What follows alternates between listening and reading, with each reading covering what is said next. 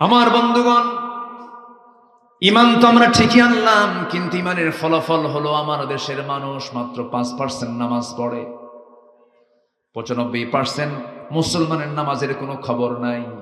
এর জন্য কিছু দরবারও দায়ী আছে। আমার দেশে বহু দরবার আছে যে দরবারের মুরিদ হলে নামাজ লাগে না। আছে, কিন্তু আছে না নাই? পানির তলে মোমবাতি বাও বাতাসে নেভে না, বাবার নামে হালকা দিলে ওযু গোসল লাগে না। আছে?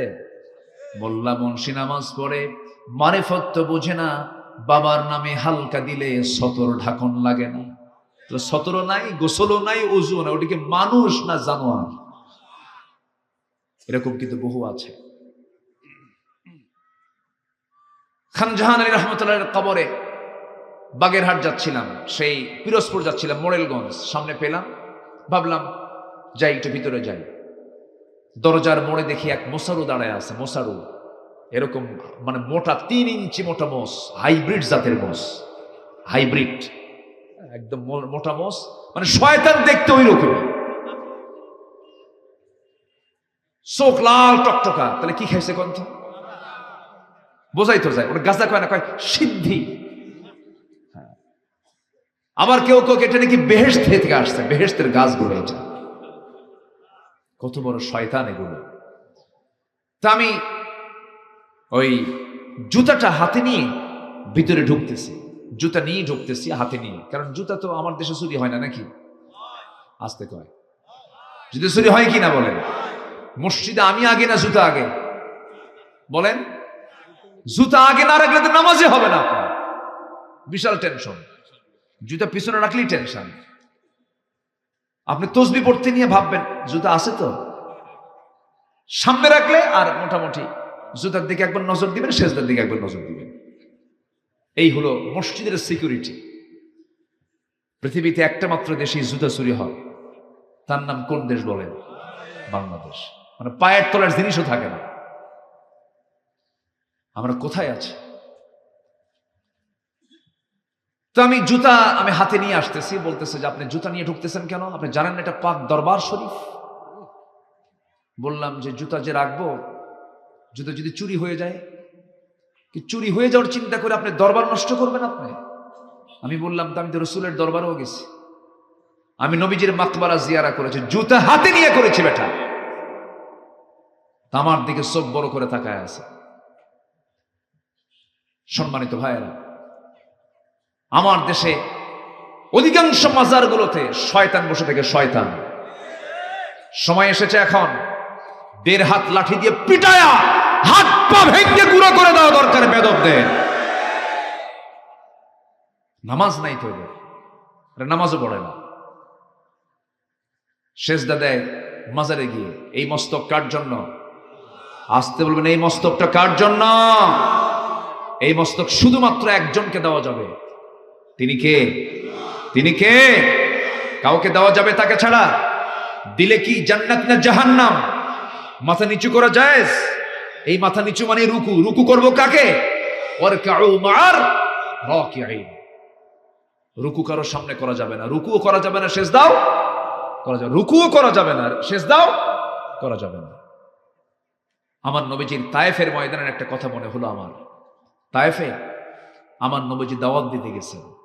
মক্কায় দাওয়াত গাছ বন্ধ, আবু জেহেল নিবন্ধন বাতিল করছে, দলও ব্যান করছে, রসুলকে গৃহবন্দীও করছে। কোথায় যাবেন?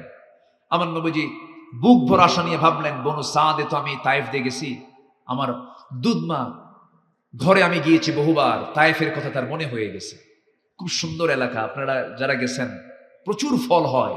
তায়েফের ফল গোটা পৃথিবী সাপ্লাই হয়, এটা নবীর দোয়ার ফসল। আমার নবীজি তায়েফের ময়দানে গিয়া বুক ভরা আশা নিয়ে যখন কালিমার দাওয়াত দিতে গেলেন, আমার নবীজি দাওয়াতের ফলাফল পেয়েছেন ফুল না পাথর? ফুল না পাথর পেয়েছেন? পাথর পেলেন, এমন পাথর মারা হলো রাসূলের সাথে। উচ্ছৃঙ্খল যুবকদের লেলিয়ে দেওয়া হলো।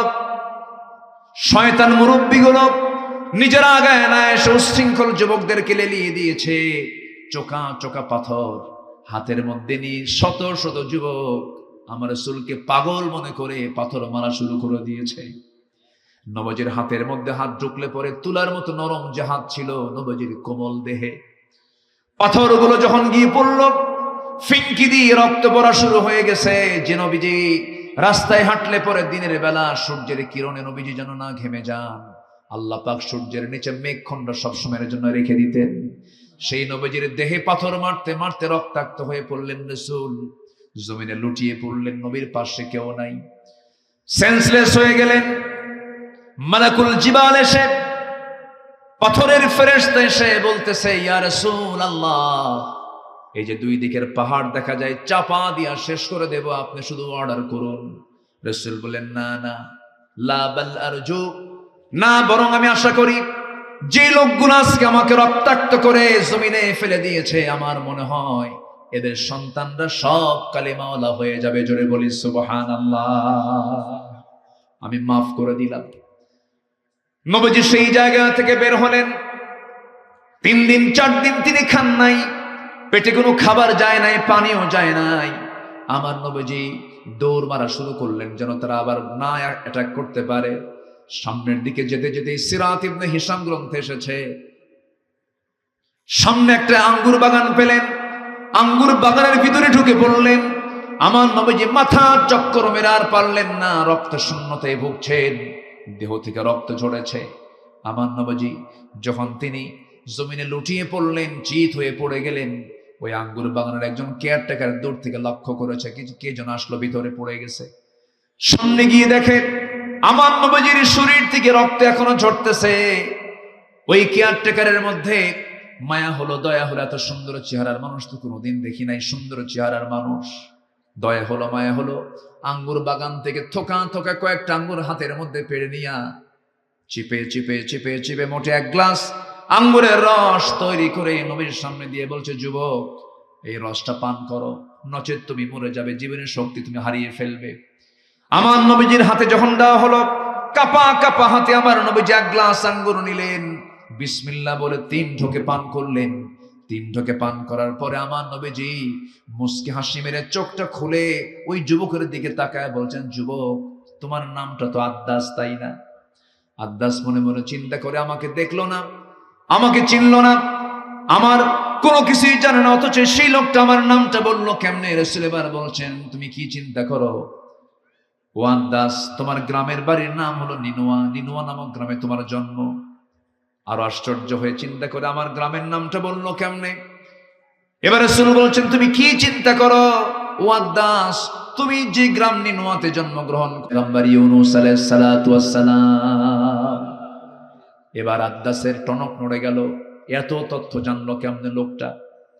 এবার বলতেছে, যুবক, আমার নামও বললে, আমার গ্রামের নামও বললে, আমার গ্রামের হিস্টোরি শত শত মাইল দূরে, তোমার তো জানার কথা নয়, তোমাকে কে বললো, কে জানায় দিল?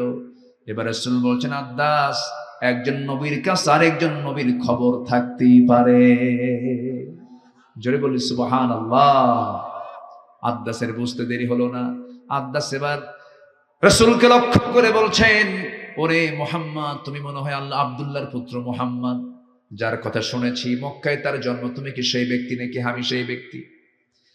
সঙ্গে সঙ্গে লাফ মেরে গিয়ে নবীর 2 পায়ে 2টা হাত রেখে সেজদা দিয়ে রাসূলকে ধন্য করবে খ্রিস্টানি কায়দায়। রাসূল চান্স দিলেন না, সঙ্গে সঙ্গে সরে গিয়ে আদ্দাসের 2টা হাত শক্ত করে ধরে বুকের সঙ্গে বুক লাগায় দিলেন। সুবহানাল্লাহ বলবেন না? বিশ্বনবী সেজদা নিয়েছেন, আর এই বদমাইশরা সেজদা নেয়, হাত পা ভেঙে গুঁড়া করে দেওয়া দরকার।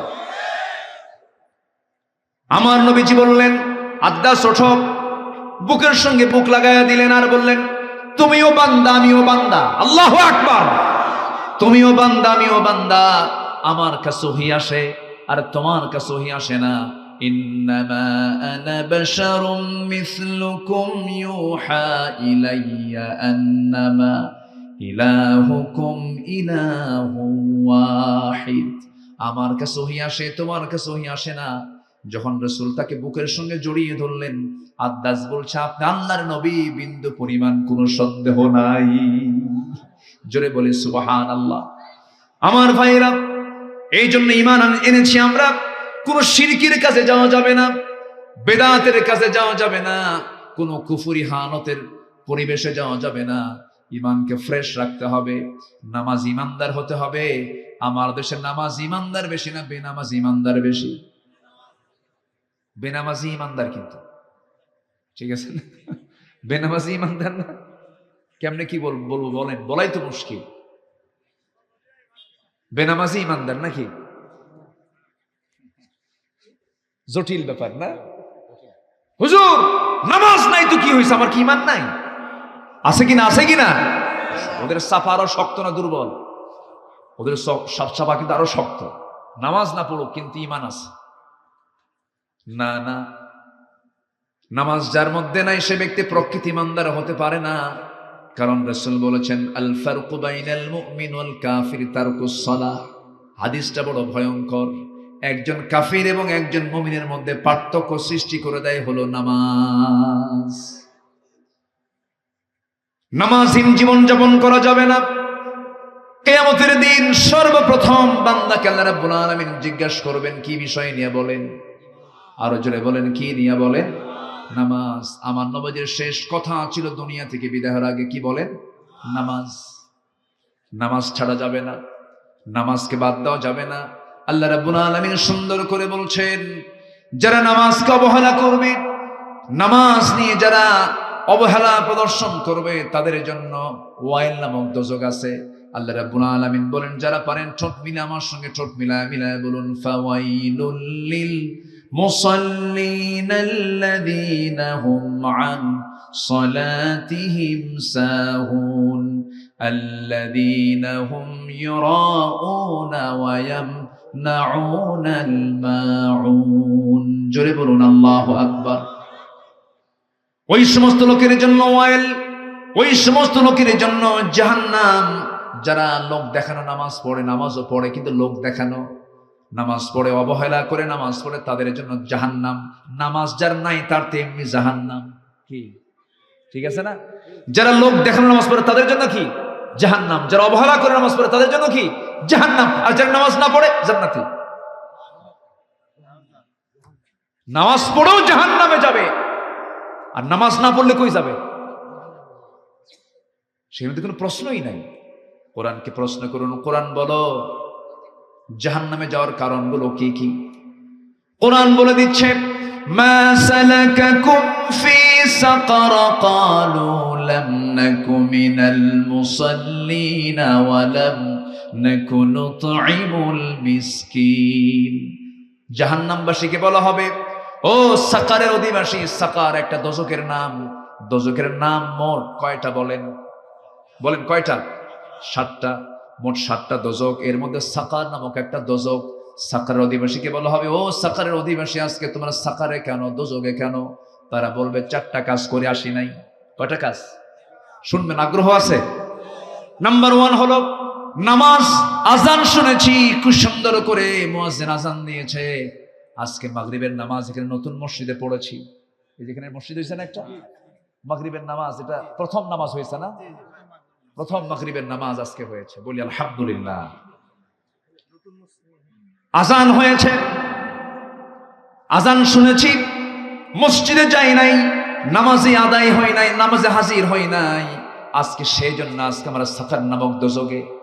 তাহলে চিন্তা করে দেখুন, জাহান্নামে যাবার 1 নাম্বার কারণ হলো কি? ছেড়ে দেওয়া। বলেন নামাজ ছেড়ে দেওয়া। তাহলে আজকে আমার দেশে সবচেয়ে বড় অপরাধ কি হচ্ছে বলেন? কি ছেড়ে দেওয়া? নামাজ ছেড়ে দেওয়া। এই অপরাধটা বড়, সবচেয়ে বড় অপরাধ। এই চিন্তা কারো নাই, এই চিন্তা নিয়ে কেউ কথা বলে না। অথচ আল্লাহ রাব্বুল আলামিন বলছেন, রাষ্ট্র গঠন করবা, 4টা আইন দিচ্ছে। 1 নাম্বার আইন হলো তোমরা রাষ্ট্র গঠন করার সঙ্গে সঙ্গে জাহান্নাম থেকে বাঁচার জন্য জাতিকে নামাজের ব্যবস্থা করে দিবা। জোরে কোন সুবহানাল্লাহ। কার কথা? মোল্লার কথা না, আল্লাহর কথা। ইম্মাক্কান্নাহুম ফিল আরদি আকামুস সালাহ ওয়া আতাউয যাকাত ওয়া আমারু বিল মা'রুফ ওয়া নাহাউ আনিল মুনকার ওয়া লিল্লাহি আকিবাতুল উমুর। জোরে বলি আল্লাহু আকবার। আমার বন্ধুগণ, এই জন্য নামাজ আমরা ছাড়বো না, নামাজকে কখনো বাদ দেওয়া যাবে না। আল্লাহ রাব্বুল আলামিন আগে ঈমান আনতে বলেন, সেই ঈমানটা হতে হবে কি ঈমান? ঈমানের কিছু গুণ আছে, মুমিনের কিছু গুণ আছে, সেই গুণগুলো অর্জন করতে হবে। আল্লাহ পাক সূরা মুমিনুন দিয়েছেন, আমি কি শেষ করে দেব নাকি? এই যে উঠলো কেন এই লোকটা, কি ব্যাপার কি? হ্যাঁ, বসছে তো, হ্যাঁ বসেন বসেন না, উঠি। কত কাজ কত দিকে আমরা করি। গত 2 বছর আগে আমি কক্সবাজার থেকে মাহফিল করে আসতেছি, চকরিয়ার মোড়ে দেখি বিশাল প্রজেক্টর নিয়ে সব বিশ্বকাপ খেলা দেখতেছে। তো রাত 2টার দিকে হঠাৎ করে আমাকে একজন ফোন দিয়েছে, ফোন দিয়ে বলে, হুজুর আমি আপনার খুব ভক্ত, ওয়াজ শুনি, তো আজকে একটি স্পেশাল দোয়া চাচ্ছি। কি? হুজুর আমি 2 রাকাত নফল নামাজও পড়েছি, আমার দল আর্জেন্টিনা যেন জিতে। তাহলে দেখেন, ওর গোটা রাতের তপস্যা হলো ওর আর্জেন্টিনা যেন জিতে। কত সময় কত দিকে আমাদের খরচ হয় ভাই। আপনি কি জানেন এটা জনসভা নয়, এটা ইবাদতের জায়গা। বলি আলহামদুলিল্লাহ। এটা এখন কিসের জায়গা বলেন? ইবাদতের জায়গা। এই জায়গাটা একসময় আমার আপনার জন্য জান্নাতের কারণ হতে পারে। এটা বিশাল একটা সুযোগ, এটা বিশাল চান্স। এটা আমরা কেউ হাতছাড়া করবো না। জোরে বলি ইনশাআল্লাহ। সবাই বসুন। আমি খুবই খুশি, লোকজন নড়াচড়া করছেন না, যারা আছেন বসে আছেন। বলি আলহামদুলিল্লাহ। সম্মানিত ভাইয়েরা, তাহলে আমরা ঈমান এনেছি কিন্তু ঈমানের গুণ নাই। ওটা কি ঈমান আনা হলো বলেন তো? ছাত্র কিন্তু পড়ে না, বলেন তাহলে কি সে ছাত্র? ছাত্রের কাজ কি হবে? পড়া। আর ঈমানদারের কাজ কি হবে? গুণগুলো নিজের ভিতরে উপস্থিত করা। ঈমানদারের গুণ কি? আমি আজকে খুব খুশি হয়েছে, আজকে আপনারা আমাকে অনেক আগে উঠিয়ে দিয়েছেন, মানে মঞ্চে খুব আগে ভাগে উঠতে পেরেছে। আমি খুবই আনন্দ পাচ্ছি আজকে, জানেন। এরকম যদি প্রত্যেকটা কমিটি হতো, আমি যে কি খুশি হতাম, কিন্তু পারি না। মমিন সিং নামক একটা এলাকা আছে আমার দেশে, মমিন শাহী। মাহফিলে গেছি, রাত 8টার দিকে গেছি। বললো হুজুর খাওয়া দাওয়া করেন, লেপ কম্বল দিলাম, ঘুমান। তো বললাম আমার উঠাবেন কখন? গত বছর প্রধান বক্তা যে সময় উঠছে তার 1 ঘন্টা আপনার আগে উঠবেন। আমাকে 2:30টার দিকে ডাক দিন। ডাক দিয়ে বললো হুজুর আপনি 3টায় উঠবেন আলোচনায়। গত বছর প্রধান বক্তা উঠছিল 4টায়, এবার একটু প্রমোশন হয়েছে। রাত কয়টায়? 3টায়। বলেন তো সে রাত 3টায় ওয়াজ হয় না আওয়াজ হয়? আলোচনা না আলোচনা? এই হচ্ছে অবস্থা। ম্যাক্সিমাম মাহফিলগুলোতে টাইম সিলেকশনের অভাবে মাহফিলটা মরে যায়, মাহফিলটা প্রাণহীন হয়ে যায়। সব মাহফিলে লেখা থাকে প্রধান বক্তা, কিন্তু মাহফিলে যে হয়ে যায় শেষ বক্তা, সবার শেষে উঠায় দেয়। আদর্শ মাহফিলের বৈশিষ্ট্য হলো তার টাইম সিলেকশনে খুব অনড় থাকতে হবে। লোক কি আসলো না আসলো ওটা বিষয় না। পরীক্ষার সময় মতো, নামাজ সময় মতো, মাহফিলের সময় মতো, ঠিক কিনা? এটা উচিত। চট্টগ্রামে আমার গত পরশুদিন মাহফিল ছিল। চট্টগ্রামে বাংলাদেশের সবচাইতে বড় মাহফিল যেটা, প্যারেড ময়দান। 2000 সালে ছিলাম আমি ছিলাম ওই মাহফিলের শ্রোতা। 2000 সালে আমি মাহফিলে গিয়েছি কক্সবাজারে। আমি ইচ্ছে করে সেদিন একদিন আমি মাহফিল রাখিনি। ভাবলাম যে প্যারেড ময়দানে মাহফিল অংশগ্রহণ করে আলোচনা আজকে শুনবো। আলোচনা করেছিলেন বিশ্বনন্দিত আলেমে দ্বীন আল্লামা শহীদ আল্লামা সাইদ রাহিমাহুল্লাহ। তো সেই প্যারেড ময়দান 18 বছর ধরে বাতিল গোষ্ঠী জিম্মি করে মাহফিলকে তারা বন্ধ করে রেখেছিল। 18 বছর 1.5 যুগ মাহফিল করতে দেয়নি। 1977 সালে মাহফিল শুরু হয়, 2006 সাল পর্যন্ত একটানা আল্লামা সাইদ রাহিমাহুল্লাহ তিনি মাহফিল করেছেন 5 দিন ব্যাপী। কয়দিন ব্যাপী? একজন 5 দিন করে 29 বছর তিনি একটানা করেছেন। 2007 সাল বন্ধ হলো। ওই সময় থেকে এই 24 সাল পর্যন্ত, 25 সাল পর্যন্ত, 24 সাল পর্যন্ত ফেরেশতারা বন্ধ রাখছিল। বোঝেন নাই? সেখানে আমি আলোচনায় উঠছি। সেদিন আমি চিফ মেহমান প্রথম দিনের। আল্লামা, আমি তো নগণ্য গোলাম, এলেম কালাম তেমন নাই, মানুষ ডাকে যাই। আমি তো জানি আমি আব্দুল্লাহ আমিন, আমার কুদ্দুর কি আছে, লা ইলমা লানা ইল্লা মা আল্লামতানা, কিচ্ছু নাই। ওই বাবার সঙ্গে আগে হাটে যেতাম। আগে তো ডিজিটাল মেশিনে মাপতো না, আগে মাপতো হলো যে বাটখারা দিয়া, দাড়ি পাল্লা দিয়ে মাপতো। তো বাটখারা গুলো পাশে যেটা ওজন ওটা পাশে রেখে দিত। আমি দেখতাম, আব্বাকে বলতাম ওগুলো কি আব্বাকে, আব্বা ওটা দিয়ে মাপে। সবচেয়ে বেশি ওজন যেটা 5 কেজি নিচে, তার উপরে 2 কেজি, তার উপরে 1000 গ্রাম, তার উপরে 500 গ্রাম, তার উপরে 200 গ্রাম, তার উপরে 100 গ্রাম, তার উপরে 50 গ্রাম, এর উপরে 25 গ্রাম, এর উপরে 20 গ্রাম, এর উপরে 10 গ্রাম। আমি হলাম সেই 10 গ্রাম। বুঝেন নাই? 10 গ্রাম সবার উপরে থাকে, কিন্তু ওজন টোজন তেমন নাই। মানুষ ডাকে যাই। সেখানে আমি আলোচনা উঠেছি কয়টা? 8:45। 8:45 চিফ মেহমান, 8:45 আলোচনা উঠছি। জাস্ট 9:30 থেকে 9:40 মাহফিল শেষ। মাহফিল শেষ, এশার আজান শুরু, নামাজ পড়ে সবাই বিদায়। এটাই তো উচিত ছিল, কিন্তু আমার দেশে এই কালচারটা নাই। তবে এই মাহফিল আমার কাছে খুবই চিত্তাকর্ষক মনে হয়েছে। আমি খুবই খুশি হয়েছে। আল্লাহ তুমি মাহফিল কমিটিকে এর জন্য উত্তম জাযা দিয়ে দাও। জোরে বলি আল্লাহুম্মা আমিন। আমি কি আলোচনা চালাবো? জোরে বলি ইনশাআল্লাহ। তাহলে ঈমান আনবো কার উপরে? মোট কয়টা বিষয়ে? 5 বিষয়। ব্যাখ্যামূলক দিতে পারবো না, এক রাত তো। এই ঈমানের উপরে যদি আমি আলোচনা চালাই 2 ঘন্টা পার হবে। জাস্ট আমরা জানি আল্লাহ, পরকাল, ফেরেশতা, কিতাব, নবী সব মিলে ঈমান। এর মধ্যে একটা বাদ দিলে ঈমান থাকবে